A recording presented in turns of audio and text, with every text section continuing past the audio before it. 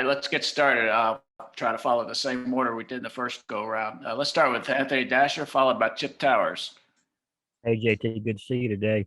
Obviously, scoring touchdowns is the ultimate stat in football, but I was wondering when it comes to having a successful, third down conversion, kind of where does that rank on your personal totem pole?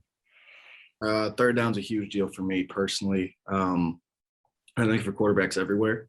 When you talk about third down conversion, when you're in third down, a lot less you can do in terms of play action, a lot less you can do in terms of running the ball, RPOs, a lot of things that make the game easier kind of go away when third down comes. So a lot of third down is just pure drop back passing, something that I've always prided myself with and something that I'm always looking to improve on. Being the type of quarterback that I am, drop back passing has to be a significant attribute of mine. So third down passing for me is an indicator of how well I'm doing and how well our offense is doing in terms of execution in the drop back passing game. JT, obviously you're performing at a high level right now, but just returning to the oblique injury a little bit, can you remind me now, when was it, did something happen like throwing, or did you get hit? And a coach said, you still weren't really 100% going into the last game.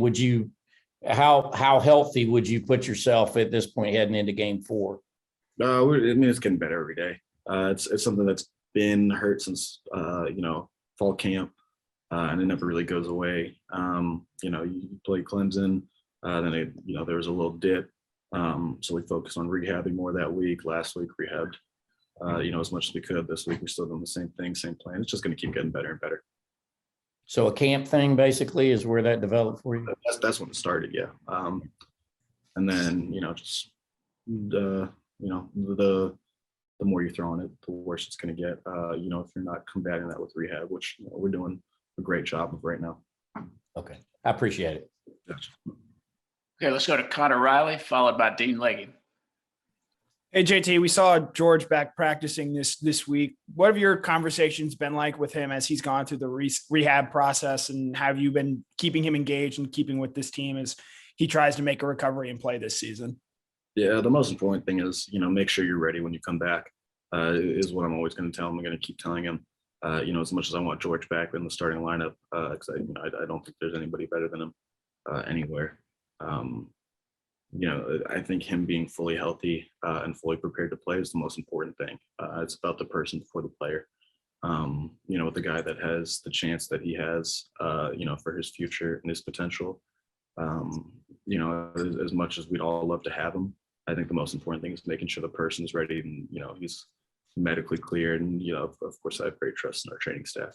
But I don't want him to, say it's better than it is, and I just really want him to be focused on making sure he's rehabbing, doing the right thing. And when he comes back, he's coming back at full speed.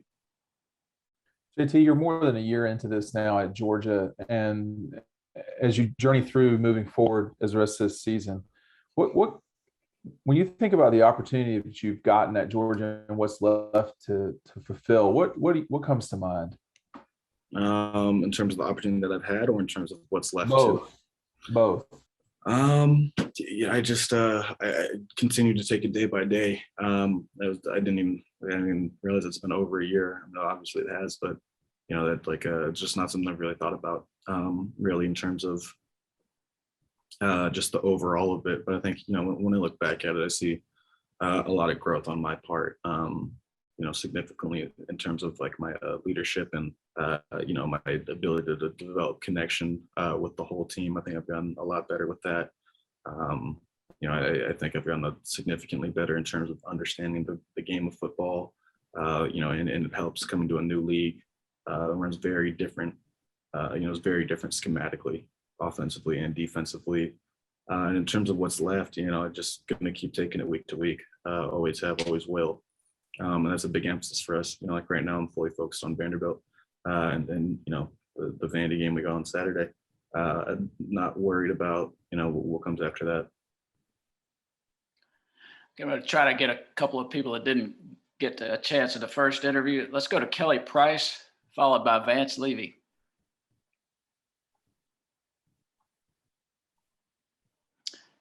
Kelly, you there? Okay, let's go to Vance. JT, I saw this summer you played in a couple of charity golf events. What's your game like? And with the Ryder Cup this weekend, do you keep up with the Ryder Cup? And have you gotten to meet Harris English, who will be representing Georgia and the USA when they tee off Friday? I do love golf. I have not just recently started playing again. I can hit the thing far. I couldn't tell you where it's going. It's a good thing for mulligans. I love the sport. I've not been following. No, I will definitely not be focused on anything but football for the upcoming while. But I'd say I'm fun to play with. I'm pretty funny. Ball goes far. Okay, let's go to Mike Griffith, followed by Seth Emerson. JT, we've seen you roll out and throw off the run. I wonder, seeing some of your high school clips, you were a burner back then. You had some long runs. Are you a threat to run yet, or are you just still more comfortable behind the line of scrimmage? I'll always be comfortable in the pocket. I looked. I think I looked a lot faster before the SEC came around. Guys like Nolan Smith there's just nobody else like them anywhere. There's, when you think about all the kids that play football from high school and so on, there's only so many of them. There's a handful of them that are elite SEC football players and playing the SEC. It's really the elite of the elite. I definitely think I'm a threat to take off when I have to take off. I just think for me personally, and really for the position of quarterback, just the way that I look at it, I'm the primary distributor. Can I take off and run? Yeah. But I'd much rather have James Cook running with it. I'd much rather have Jermaine Burton running with it than myself, JT, I'm doing a story on Georgia having relatively a lot of guys from California. I know it's a big state, but did you know Brock? Did you know even Jermaine? Brock. Yeah, and Kendall. I was gonna say I thought it was just me and Kendall. No, I totally forgot Brock. Brock's from he's a NorCal kid, which is it just didn't come to mind. But yeah, no, we definitely have a good California impact. Y'all would know better than I would. How many kids are normally from California on this team? This is probably a high.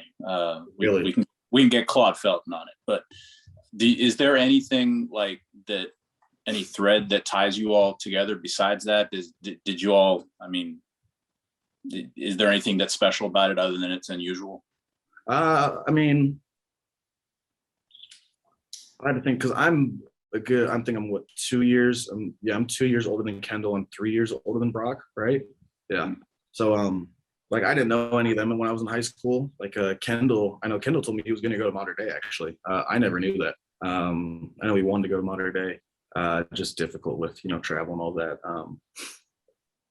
I think you kind of see it a lot more now, especially with there's a big deal about the Southern California quarterbacks and where they are in college right now. High school Southern California kids, with me, Matt, Bryce, DJ, CJ. It's there's four of the top preseason 5 were all from a 30-mile area in California.